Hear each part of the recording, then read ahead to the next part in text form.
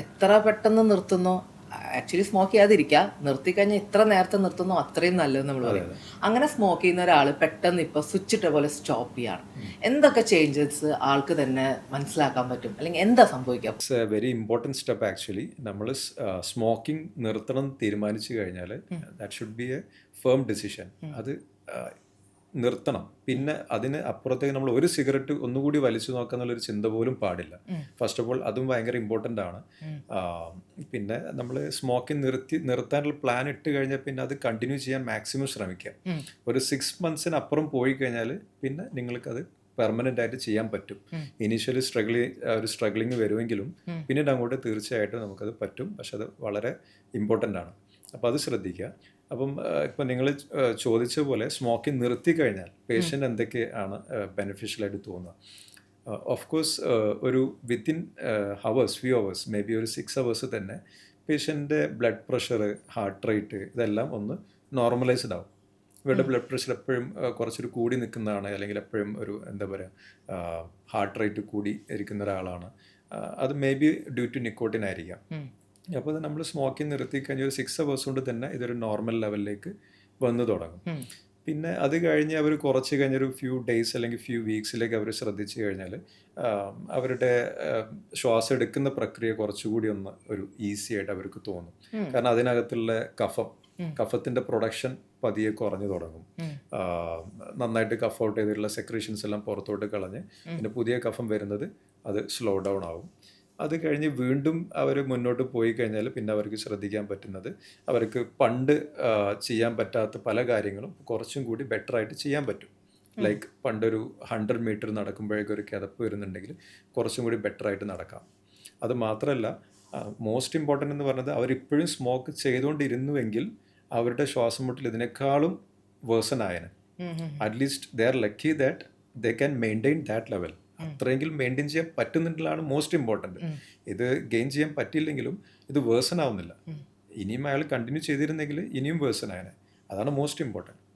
അത് മാത്രമല്ല, smoking is associated with COPD, lungs associated diseases മാത്രമല്ല, ഹാർട്ട് അറ്റാക്ക് വരാം, ക്യാൻസർ റിസ്ക് എല്ലാവർക്കും അറിയാവുന്നതാണ്. Smoking is related to cancer, especially lung cancer.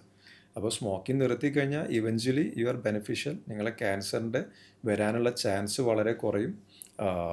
Lung cancer, ലേഡീസിലാണെങ്കിൽ cervical cancer, ഇതെല്ലാം വരാനുള്ള ചാൻസ് കുറവായിരിക്കും. അതുപോലെ തന്നെ ഫ്യൂച്ചറിൽ ഹാർട്ട് അറ്റാക്ക് പോലെയുള്ള മാരകമായ അസുഖങ്ങൾ വരാനുള്ള ചാൻസും പകുതിയോളം കുറയും. കുറച്ച് യങ് ആയിട്ടിരിക്കാൻ പറ്റും, സ്കിന്ന് കുറച്ചും കൂടെ ബെറ്റർ ആവും, ഇതൊക്കെ ഉള്ളതാണ്. തീർച്ചയായും സ്മോക്കിംഗ് നിർത്തി കഴിഞ്ഞാൽ ഒരു പ്രിമച്വർ ഏജിങ് ഓഫ് സ്കിൻ അത് പ്രിവെൻറ്റ് ചെയ്യാൻ പറ്റും. പലർക്കും ഒരു പോസ്റ്റ് 30s തന്നെ അവരുടെ സ്കിന്ന് പെട്ടെന്ന് ചുളുങ്ങുക, അല്ലെങ്കിൽ ഒരു ഏജ്ഡ് ആയപ്പോഴുള്ള ചേഞ്ചസ് വരുന്നത് ഈ സ്മോക്കിംഗ് കാരണമായിരിക്കാം. അപ്പോൾ അത് നിർത്തി കഴിഞ്ഞാൽ അതും റിവേഴ്സൽ വന്നേക്കാം. Of course that's A plus point. ഒരുപാട് ചോദ്യങ്ങളുണ്ട് മനസ്സിൽ. ആദ്യം എനിക്ക് ചോദിക്കാൻ തോന്നുന്നത്, ഇപ്പോൾ നമ്മൾ തമ്മിൽ ഇങ്ങനെ ഇരുന്ന് സംസാരിക്കുകയാണ്, ഡോക്ടർക്ക് അവിടെ ഇരുന്നു കൊണ്ട് ഇപ്പോൾ എന്നെ ഒബ്സർവ് ചെയ്തിട്ട് ഇപ്പം എൻ്റെ ഒരു ബ്രീത്തിങ് പാറ്റേൺ ഒക്കെ നോക്കിയിട്ട് പറയാൻ പറ്റുമോ എൻ്റെ ലങ്സ് ആക്ച്വലി ഹെൽത്തി ആണ് അല്ലെങ്കിൽ ഓക്കെ ആണ് എന്നുള്ളത്? ശരി. സോ ബേസിക്കലി ഒരു ഡോക്ടേഴ്സിൻ്റെ OPDയിൽ വരുന്നത് എപ്പോഴും ഒരു പേഷ്യൻസ് ആണ് with some complication. Normal healthy patients ഞങ്ങളുടെ അടുത്ത് വരാറില്ല. സപ്പോസ് നിങ്ങൾക്ക് തന്നെ നിങ്ങളെ ലങ്സിനെ ഇവാലുവേറ്റ് ചെയ്യണമെന്നുണ്ടെങ്കിൽ വളരെ സിമ്പിളായിട്ട് എന്താ പറയുക, നിങ്ങളിപ്പോൾ ഇങ്ങോട്ട് വരുന്ന സമയത്ത് നിങ്ങൾ എങ്ങനെയായിരുന്നു നടന്ന്, ഇപ്പോൾ സപ്പോസ് സ്റ്റെയർവേസ് കയറിയിട്ടാണ് വന്നത്, എങ്ങനെ ഉണ്ടായിരുന്നു? ഒരു ഫസ്റ്റ് ഫ്ലോർ കയറിയപ്പോൾ തന്നെ നിങ്ങൾക്ക് കുറച്ച് കിതപ്പോ ബുദ്ധിമുട്ടോ ഉണ്ടായിരുന്നോ? അതല്ല, ഒരു നിങ്ങൾ സംസാരിക്കുമ്പോൾ ഒരു പണ്ട് ഫ്ലുവൻ്റായിട്ട് സംസാരിച്ചുകൊണ്ടിരുന്ന നിങ്ങൾക്ക് ഇപ്പോൾ ഒരു സിംഗിൾ ബ്രത്തിൽ കുറച്ച് സംസാരിക്കാൻ പറ്റുന്നില്ല, ഒരു ബ്രേക്ക് എടുക്കേണ്ടി വരുന്നുണ്ട്, എന്നിട്ട് അടുത്ത ബ്രത്ത് എടുത്ത് എന്നിട്ടാണ് വീണ്ടും സംസാരിക്കേണ്ടി വരുന്നത്. അപ്പം ഇങ്ങനെയുള്ള കാര്യങ്ങൾ അസസ് ചെയ്താൽ തന്നെ നമുക്ക് കുറേ മനസ്സിലാക്കാൻ പറ്റും ദർ ഇസ് സം പ്രോബ്ലം, അല്ലേ? It may be related to lung, it may be related to heart. ഇത് രണ്ടും കാരണം ശ്വാസം മുട്ടൽ അല്ലെങ്കിൽ ഡിസ്നി ഓൺ എക്സേഷൻ എന്ന് പറയും. അതായത് നമ്മൾ എന്തെങ്കിലും ജോലി ചെയ്യുന്ന സമയത്ത്, വെറുതെ ഇരിക്കുന്ന സമയത്ത് നമുക്ക് ബുദ്ധിമുട്ടുണ്ടാവില്ല. എന്തെങ്കിലും ജോലി ചെയ്യുന്ന സമയത്ത്, നടക്കുമ്പോഴോ അല്ലെങ്കിൽ എന്തെങ്കിലും വെയിറ്റ് എടുക്കുമ്പോഴോ കയറ്റം കയറുമ്പോഴോ, ഈ ഒരു സമയത്ത് നമുക്ക് ഒരു ചെസ്റ്റിലൊരു ഹെവിനെസ് പോലെ, അല്ലെങ്കിൽ ഒരു ശ്വാസം എടുക്കാനൊരു ബുദ്ധിമുട്ട്, ഒരു ടൈറ്റ്നെസ് ഫീൽ ചെയ്യുന്നത്, ഇതെല്ലാം അതിൻ്റെ ഒരു സിംറ്റംസ് ആയിരിക്കും.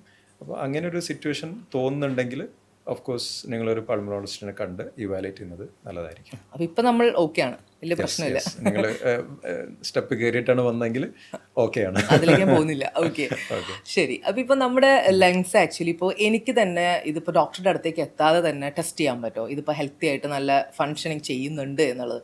അതിനിപ്പോ നമ്മൾ ഈ റീൽസിലൊക്കെ കാണാറില്ലേ, നിങ്ങൾ ഈ സർക്കിൾ കംപ്ലീറ്റ് ചെയ്യുന്നവരെ ബ്രീത്ത് ഹോൾഡ് ചെയ്യൂ, അപ്പൊ അങ്ങനെയുള്ളതൊക്കെ സയന്റിഫിക്കലി പ്രൂവ് ചെയ്തിട്ടുള്ള കാര്യമാണ്. അതെ അതെ അതെ. ഇതെല്ലാം ഇതിനെല്ലാം ഓരോ ബോഡീസ് ഉണ്ട്. Like European respiratory society, British thoracic society, American thoracic society, ഇതിലെല്ലാം റെക്കമെൻഡ് ചെയ്തിരിക്കുന്ന ഇൻസ്ട്രുമെന്റ്സ് അല്ലെങ്കിൽ ഉപകരണങ്ങളാണ് ഇതിനെല്ലാം ഉപയോഗിക്കുന്നത്. എല്ലാത്തിനും വാലിഡേഷൻ ഉണ്ട്. ഇതിന് നിങ്ങൾ പറഞ്ഞ ഈ ടെസ്റ്റിനെ പറയുന്ന പേരാണ് സ്പൈറോമെട്രി എന്ന് പറയും. സ്പൈറോമെട്രിയുടെ കൂടെ വേറെയും കുറച്ച് ടെസ്റ്റുകൾ ചേരുമ്പോഴാണ് അത് ഫുൾ PFT എന്ന് പറയുന്നത്, പൾമണറി ഫങ്ഷൻ ടെസ്റ്റ്. ബേസിക് ആയിട്ട് നിങ്ങൾക്കൊരു സ്പൈറോമെട്രി ചെയ്യാം. അത് അവൈലബിൾ ആണ്, മിക്ക ഹോസ്പിറ്റലിലും പല ക്ലിനിക്കുകളിലെല്ലാം അവൈലബിൾ ആയിരിക്കും. അപ്പോൾ അതിൽ ബേസിക്കലി ചെയ്യുന്നത് നിങ്ങളോട് ഒരു ചെറിയൊരു പൈപ്പിലൂടെ ശക്തിയായിട്ട് ഊതാൻ പറയും. കണ്ടിന്യൂസ് ഊതിക്കൊണ്ടിരിക്കുക. മേ ബി ഒരു 6 സെക്കൻഡ് നിങ്ങൾ കണ്ടിന്യൂസ് ആ ഒരു എക്സ്പിറേഷൻ മെയിൻറ്റെയിൻ ചെയ്യണം, ഊതിക്കൊണ്ടിരിക്കുക. അതിനുശേഷം ഒരു ഡീപ്പ് ബ്രത്ത് അകത്തോട്ടേക്ക് എടുക്കുക. ഇത്രയും ചെയ്ത് കഴിഞ്ഞാൽ തന്നെ കമ്പ്യൂട്ടറിൽ ഇതിൻ്റെ സോഫ്റ്റ്വെയർ വെച്ചിട്ട് നിങ്ങളുടെ ലങ് കപ്പാസിറ്റി, അതിനകത്ത് പലതരമുണ്ട്, ഇൻസ്പിറേറ്ററി എക്സ്പിറേറ്ററി വാല്യൂസ് എല്ലാം കമ്പയർ ചെയ്ത് അവർ കുറച്ച് വാല്യൂസ് തരും. അപ്പോൾ ഈ വാല്യൂസ് കമ്പയർ ചെയ്തിട്ട് നമുക്ക് പല അസുഖങ്ങൾ കണ്ടുപിടിക്കാനും പറ്റും, ഹെൽത്തി ആണോന്ന് അറിയാനും പറ്റും.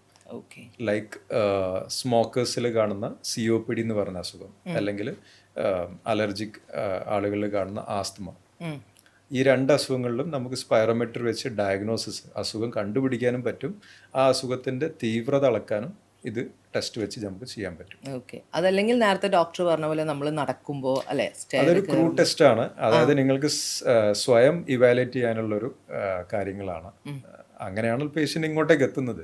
അവർ വരുന്ന കംപ്ലൈൻറ്റിനെ ഇത് പറഞ്ഞിട്ടായിരിക്കും, സാറേ ഞാൻ പണ്ട് 1 കിലോമീറ്ററൊക്കെ നടന്നു പോയിക്കൊണ്ടിരുന്ന ആളായിരുന്നു, ഇപ്പോൾ ഒരു 100 മീറ്റർ നടക്കുമ്പോഴേക്കും എനിക്ക് കിതപ്പ് വരാൻ തുടങ്ങുന്നുണ്ട്. അത് തന്നെയാണ് കംപ്ലൈൻറ്റ്സ്. അപ്പോഴാണ് അവർ ഡോക്ടറെ കാണാൻ വരുന്നത്. ഇപ്പൊ സ്റ്റെയർ കയറുമ്പോൾ ഫസ്റ്റ് ഫ്ലോർ കഴിഞ്ഞ് സെക്കൻഡ് ഫ്ലോർ, പണ്ട് നിങ്ങൾ 3-4 കയറിക്കൊണ്ടിരിക്കുന്ന നിങ്ങളിപ്പോൾ ഒരു ഫസ്റ്റ് ഫ്ലോർ കയറുമ്പോഴേക്കും കിതപ്പും ബുദ്ധിമുട്ട് വരുന്നുണ്ടെങ്കിൽ there is some problem. അവിടെ ഒരു പ്രോബ്ലം ഉണ്ട്. ഉണ്ട്. ഓക്കെ. ഇപ്പോൾ ഇന്റർവെൻഷണൽ പൾമനോളജി, അപ്പോൾ ഈ 2 വേർഡ് ആക്ച്വലി അതെന്താ സംഭവം? ഓക്കെ.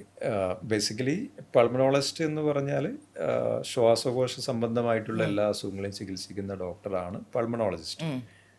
അതിൽ ഇൻ്റർവെൻഷൻസ് ചെയ്യുന്ന ഡോക്ടർ, ലൈക്ക് ഒരു കാർഡിയോളജിസ്റ്റ് ആണെങ്കിൽ അവർ ആൻജിയോപ്ലാസ്റ്റി, ആൻജിയോഗ്രാം ഇതൊക്കെ ചെയ്യുന്നുണ്ട്, അതാണ് അവരുടെ ഇൻ്റർവെൻഷൻസ്. ഒരു ഗ്യാസ്ട്രോ ഡോക്ടർ ആണെങ്കിൽ ഗ്യാസ്ട്രോ ഡ്യൂഡിനോസ്കോപ്പി, അവർ വയറിലേക്ക് സ്റ്റൊമക്കിലേക്ക് എൻഡോസ്കോപ്പി ഇട്ട് നോക്കുന്നുണ്ട്. എന്ന് പറഞ്ഞ പോലെ നമ്മൾ ചെയ്യുന്ന ഒരു എൻഡോസ്കോപ്പി ടെസ്റ്റുകളാണ് ലൈക്ക് ബ്രോങ്കോസ്കോപ്പ് എന്ന് പറയും. അതൊരു തിൻ സ്കോപ്പാണ്. ഈ വയറിൽ നമ്മളിടുന്ന സ്കോപ്പിനേക്കാളും ചെറിയ സ്കോപ്പാണ്. അത് ഒരു ഫൈബർ ഓപ്റ്റിക് സ്കോപ്പ് എന്ന് പറയും. അതിൻ്റെ ടിപ്പിലൊരു ക്യാമറയും ഒരു ചെറിയൊരു ലൈറ്റ് സോഴ്സും കാണും. അപ്പോൾ അത് വളരെ ഈസി ആയിട്ട് നമ്മുടെ ശ്വാസനാളിക്കകത്തൂടെ നമുക്ക് അകത്തോട്ടേക്ക് ഇടാൻ പറ്റും. It won't compromise our airway. അത്രയും ഡിഫറൻസ് ഉണ്ട്, ചെറുതാണ്. അപ്പോൾ അകത്തോട്ട് ചെന്ന് നമുക്ക് നമ്മുടെ ക്യാമറ വഴി അകത്തുള്ള ലങ്സ് എല്ലാം വളരെ ക്ലിയർ ആയിട്ട് വിഷ്വലൈസ് ചെയ്യാൻ പറ്റും. സോ സപ്പോസ് ഒരു പേഷ്യൻ്റ് ഒരു ക്രോണിക് കഫ്, വിട്ടുമാറാത്ത ചുമയായിട്ടാണ് വന്നിരിക്കുന്നത്. അപ്പോൾ അങ്ങനത്തെ ഒരു പേഷ്യൻറ്റിൽ നമ്മൾ ചിലപ്പോൾ എക്സ്റേ എടുക്കും, CT സ്കാൻ എടുക്കും, അതിലൊന്നും ഒരു ക്ലിയർ കട്ട് ഡയഗ്നോസിസ് ചിലപ്പോൾ കിട്ടില്ലെന്ന് വരാം. അപ്പം നെക്സ്റ്റ് മോഡ് ഓഫ് ഇൻവെസ്റ്റിഗേഷൻ എന്ന് പറയുന്നത് ബ്രോങ്കോസ്കോപ്പിയാണ്. അപ്പോൾ അതിൽ നമ്മൾ ഡയറക്റ്റായിട്ട് വിഷ്വലൈസ് ചെയ്യാണ്. അകത്ത് ചെന്ന് കഴിഞ്ഞാൽ ലങ്സിനകത്തുള്ള, സപ്പോസ് ഒരു സ്ട്രോക്ക് പേഷ്യൻ്റ് ആണ്, ആൾ ച്യൂയിങ് അബിലിറ്റി അഫക്റ്റഡ് ആയിട്ടുണ്ട്, കറക്റ്റായിട്ട് ഭക്ഷണം കഴിക്കാൻ പറ്റാത്ത ഒരാളാണ്. So there may be A chance of aspiration, എന്തെങ്കിലും കഴിക്കുന്ന സമയത്ത് ലങ്സിലേക്ക് പൊഴി കാണാം. അപ്പം ഈ ചെറിയ ഫുഡ് പാർട്ടിക്കിൾസ് ഒന്നും ചിലപ്പോൾ CTയിൽ കാണാൻ പറ്റില്ല. അപ്പം അത് നമ്മൾ ബ്രോങ്കോസ്കോപ്പി ഇട്ട് അകത്തോട്ട് ചെന്ന് കഴിഞ്ഞാൽ നമുക്ക് ചിലപ്പോൾ അവിടെ കാണാൻ പറ്റും. ഫുഡ് പാർട്ടിക്കിളായിട്ട് തന്നെ കാണണമെന്നില്ല, പക്ഷെ അത് അവിടെ ചെന്ന് ചിലപ്പോൾ അതിൻ്റെ ചില റിയാക്ഷൻസും ഇൻഫ്ലമേഷൻ, എഡിമയൊക്കെ വന്ന് അപ്പോൾ ആ ഒരു സം അബ്നോർമാലിറ്റി അവിടെ ഉണ്ടെന്ന് നമുക്ക് മനസ്സിലാക്കാൻ പറ്റും. അതിന് ശേഷം അതിനനുസരിച്ചുള്ള അത് എടുത്ത് കളയാൻ പറ്റുമെങ്കിൽ എടുത്ത് കളയാനും പറ്റും. അതല്ല അവിടുന്ന് സാമ്പിൾ എടുത്ത് വല്ല ന്യൂമോണിയ ആണെന്നാണ് സസ്പെക്റ്റ് ചെയ്യുന്നതെങ്കിൽ സാമ്പിൾ എടുത്ത് ടെസ്റ്റ് ചെയ്യാനും നമുക്ക് പറ്റും.